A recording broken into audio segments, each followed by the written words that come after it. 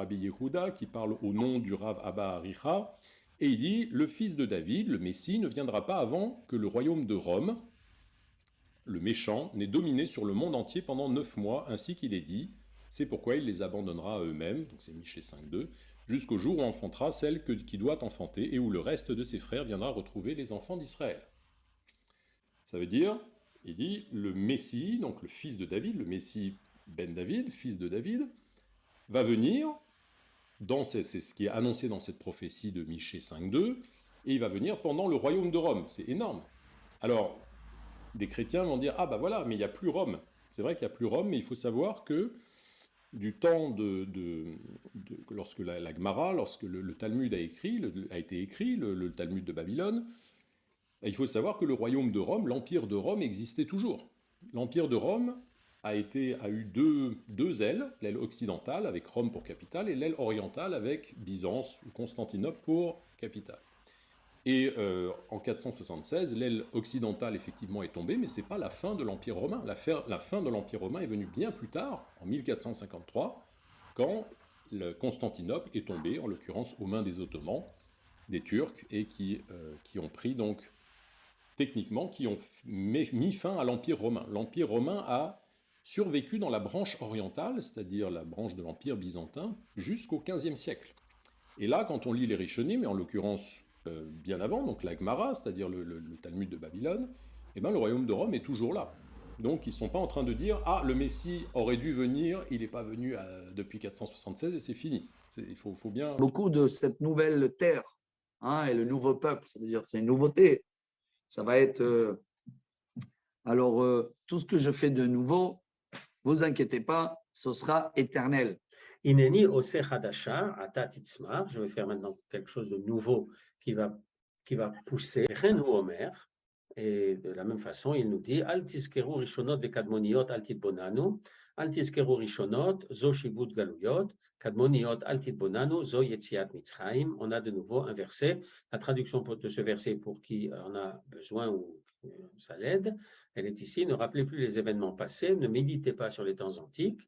Voici, je vais créer des choses nouvelles. Et effectivement, c'est de cela qu'on va parler, beaucoup de choses nouvelles.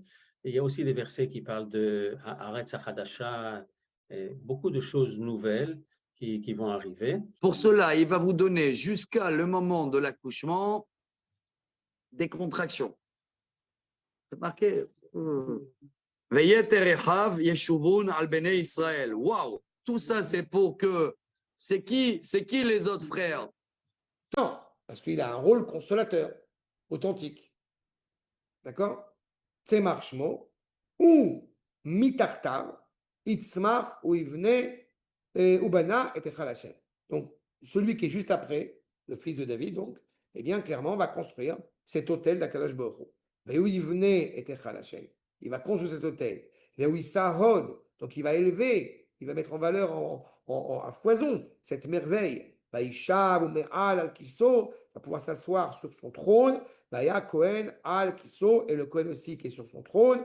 Ve'atzat Shalom, Tieh Ben Shnehem, et il y aura une claire sérénité entre le roi et le Kohen. Il se trouve, le Mashiach, dans Birat Arva, dans un village arabe. Il naît dans un village arabe. C'est que ce qu'on appelle Ishmaël, on le sait, c'est l'idée qu'à la fin des temps, Hachem il va écouter la prière. C'est un texte dans le Talmud Yerushalmi, Brachot, chapitre 2, Mishnah 4, qui dit que le Mashiach en réalité se trouve dans un village arabe qui s'appelle Bira Arva. C'est littéralement le village arabe, la ville arabe. On pourrait dire la cité arabe, Birat Arva. Le deuxième verset est étonnant, regardez ce qu'il dit, et on rappelle simplement pour contexte que Michée a prophétisé à peu près un siècle avant l'exil babylonien. C'est pourquoi, dit le verset 2, c'est pourquoi il les abandonnera à eux-mêmes. Donc ça veut dire que Dieu abandonnera Israël à la domination des empires babyloniens, assyriens, babyloniens, perses, grecs et romains, c'est ça l'interprétation chrétienne, jusqu'au jour où enfantera celle qui doit enfanter. Alors ça veut dire qui doit enfanter au sens large, c'est des siècles et des siècles avant la venue de ce Messie. Ce Messie qui doit venir du temps de Rome, comme il a été dit, pas simplement Rome pré-476, mais Rome jusqu'au Moyen-Âge. Un autre commentaire de Yoma 10a, ligne 12, et Sanhedrin aussi, 98b, ligne 2, qui ont évoqué le fait que ce Messie, ce fils de David, doit venir du temps de Rome. Or, Rome n'existe plus. Ça marchait du temps de la Gemara, ça marchait du temps des Rishonim, du Moyen-Âge. Il n'y a plus de Rome. Rome a disparu. En 1453, avec la chute de Constantinople. C'est ça la fin de Rome. Raya Mehemna, qui est Moshe Rabbeinu, qui s'adresse à Eliyahu Hanavi, et lui dit, Eliyahu, viens m'aider. Viens, tu vas m'aider à expliquer la raison des mitzvot, la raison de la mitzvah, des Antu Ozerli Bechol Sitra. Il dit, parce que toi, Eliyahu, tu m'aides dans beaucoup de choses. Pourquoi? Parce que Eliyahu, vous savez qu'à la base, Eliyahu, c'était Pinchas. Pinchas, ben Elazar, ben Aaron à Cohen. Et donc Pinchas, fils de Elazar. Il a dit, tu es le fils de Elazar. Et dans Elazar, on a le mot Ozer, qui aide. Donc il dit, toi, Eliyahu, tu vas venir m'aider. Et de plus, tu es Pinchas, ben Elazar, ben Aaron. Tu es un descendant de Aaron. Aaron, c'est mon frère, puisque Aaron, c'est le frère de Moshe Rabbeinu. Donc Moshe Rabbeinu, il lui dit, toi, tu es un descendant de mon frère. Et on sait bien ce qui est écrit dans Michelet, un très beau verset. Ach letzara yivaled. Le frère, il est là pour aider dans les moments de difficulté. Quelqu'un, quand il a un frère, alors s'il est en difficulté, son frère, il est là en quelque sorte, comme si le frère, il était né pour aider. Nous, qu'est-ce qu'on attend toute l'année? Toute l'année dans la Hamida, on prie à Kadosh Baruch Hu qui nous emmène le Mashiach, qui nous envoie le Mashiach. Chaque jour, on attend, on prie. On parle de quel Mashiach? On parle du Mashiach ben Yosef. Et c'est ça, cette mitzvah, qu'on a tout le temps la mitzvah d'attendre et d'espérer que le Mashiach, il va venir. C'est le Mashiach ben Yosef. Le Mashiach ben David, lui, il viendra au mois de Nissan. Ben Nissan nig'alou ou Ben Nissan atidin leigael. Et alors, à ce moment-là, Pitom Yavo Elechalo, il viendra soudainement à Kadosh Baruch Hu, et le prophète Malachi, chapitre 3, Inini sholeach malachi. Hachem dit, voilà que j'envoie mon ange, ou fina derrière les fanailles, et il dégagera le chemin de devant moi, ou fitom yavo el echalo, et il viendra dans son sanctuaire soudainement. Pitom, ça veut dire, il nous dit là-bas aussi le prophète, que Kadosh Baruch Hu, il va revenir, qu'il y a deux Mashiach. Il y a le Mashiach ben Yosef, qui va arriver en premier, et Yosef avait deux enfants, Ephraïm et Ménaché. Le Mashiach ben Yosef sera de la tribu de Ephraïm, fils de Yosef. Et c'est lui qui va venir en premier. Et un certain laps de temps plus tard, viendra le Mashiach ben David. Moïse annonce un prophète qui est différent de tous les autres prophètes. Aucun autre prophète comme Moïse n'a été suscité en Israël, comme c'est dit dans Deutéronome 34. Pourquoi? Parce qu'aucun de tous les prophètes qui sont venus, ni dans le Tanakh, ni jusqu'à aujourd'hui, selon le judaïsme rabbinique, n'a parlé à Dieu face à face et n'a été capable d'instaurer cette nouvelle alliance, cette alliance que Dieu a promis dans le Tanakh. Et je vous réfère à Jérémie 31 justement pour ça. Si tous ces arguments vous étonnent, vous ébahissent, vous vous dites « mais pourquoi est-ce que les rabbins nous ont jamais enseigné ces choses ?» Eh bien, moi, je pense que la meilleure chose à faire, c'est de prier. Cependant, Adain caché, c'est encore difficile. À la Bidvara de Yerushalmi, parce qu'il y a un Yerushalmi, Perekhe, des Maaser Sheni, dans le 5e Perek de Maaser Sheni, Veuve Betosfot Yom Tov, qui ramène aussi dans le Tosfot Yom Tov, Sham, Mishnabet, des Binyan Bet Hamikdash, y est Kodem Alchut Bet David, parce qu'il dit là-bas que la construction du Bet Hamikdash sera avant la royauté de David. Et il n'y aura pas encore les grands d'Israël pour pouvoir construire le Beth Amikdash. Ça veut dire que le Beth Amikdash sera déjà construit. Donc c'est obligé que ce sera construit Minashamaim. Verkama Rambam de Melach Mashiach, il venait à Beth Amikdash. Comment donc le Rambam dit qu'il sera construit par le Mashiach? Si on dit que le Beth Amikdash sera revenu, sera reconstruit avant la Malchut de David. Neymar be Mishnah Tamid, aussi ce qui est écrit dans la Mishnah de Tamid, c'est marqué Umash Anomit Palelim. Enfin, les deux choses, c'est marqué dans la Mishnah Tamid. Ce qu'on prie, Mash Anomit Palelim, quand on fait les tfilotes, Bechol tfilotenu, on dit comme ça Yehi Ratson, qu'il soit de ta volonté, Sheibane Bet Amikdash, que le Bet Amikdash sera reconstruit, Bimera Beamenu. Rapidement dans notre période. Alors ça, Iyut Tfilot Shav, ça s'appelle une tfila en vain. Kevan Shekvar Nivneu, puisqu'il est déjà construit. Alors on aurait dû dire Iratson qu'il sera dévoilé. Bimera. Donc en fait, lui, le Aruch LaNer, sa couchée, elle repose sur le fait il pense que, d'après Rashi, le Beth Amikdash est déjà reconstruit, seulement il faut juste qu'il soit dévoilé. Je ne comprends pas pourquoi il ne dit pas que d'après Rashi, non, il n'est pas du tout construit pour l'instant. Choter, c'est un arbre qu'on l'a coupé, et il y a une nouvelle branche qui pousse de l'arbre. Après qu'il a été coupé, que le tronc a été coupé. Du tronc, il y a une nouvelle branche. Ça, c'est le choter. Et netzer, tu vois, c'est chen, c'est acronyme de chen. Choter netzer. Ouais. Netzer, il commence avec nun, choter commence avec chen, ça fait le mot chen. Tout le secret du Mashiach, c'est chen. Tout mon livre est baissé sur le mot chen, l'arc de Noah. Oui? Ok. Maintenant, alors, netzer, il sort de la racine. C'est-à-dire que l'arbre n'existe plus au-dessus de la terre. Mais et c'est comme ça que je vais savoir dès maintenant que Dieu a délivré voilà, Meshicho, Yaraneo Mishme Kocho, Bigvorot, Yeshan Yemino. On va avoir une réponse de en haut avec une force de délivrance de la droite. C'est comme la brebis. Et que ça se termine par un masculin. On n'a pas dit c'est la brebis qui n'a pas ouvert sa bouche au féminin, mais qui n'a pas ouvert sa bouche au masculin. On va faire pive, sa bouche à lui. C'est bande de qui? Ah oui, d'accord, je crois que tu étais parti sur le. Non. Sûr. C'est comme ça, c'est toujours la même chose.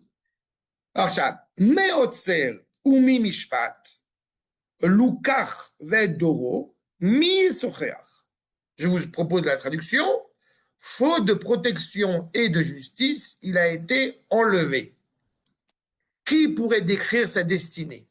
Car il s'est vu retranché du pays des vivants, les coups qui le frappaient avaient pour cause les péchés des peuples. C'est la traduction, hein? On reprend en hébreu. Donc, me'otzer ou mi-mishpat, on va essayer de comprendre cette nuance aussi entre otzer et mishpat, il y a des notions de justice, bien évidemment. Loukach, il a été privé d'Oro et sa génération, mi-sochear, qui pourrait discuter, qui pourrait essayer de comprendre, qui nigzar mi-eretz chaim, il a été donc enlevé de la terre de vivant, il a été décrété d'être retranché de la terre de la vie. Là, je le dis dès à présent, de quelle terre on parle? Vous avez bien compris, c'est Eretz Israël. Les fiches,